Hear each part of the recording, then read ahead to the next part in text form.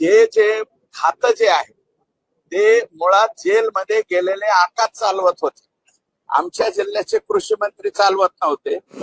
ह्या सगळा जो गैरव्यवहार आहे हा मेजॉरिटी आमच्या जिल्ह्याचे कृषी मंत्री होते त्या कालावधीत जास्तीचा झालेला आहे. तो पूर्वी अब्दुल सत्तारांच्या कालावधीत एवढा झालेला नाही.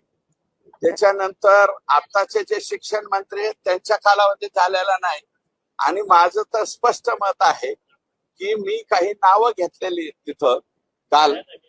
हे जे खातं जे आहे ते मुळात जेलमध्ये गेलेले आकाश चालवत होते. आमच्या जिल्ह्याचे कृषी मंत्री चालवत नव्हते.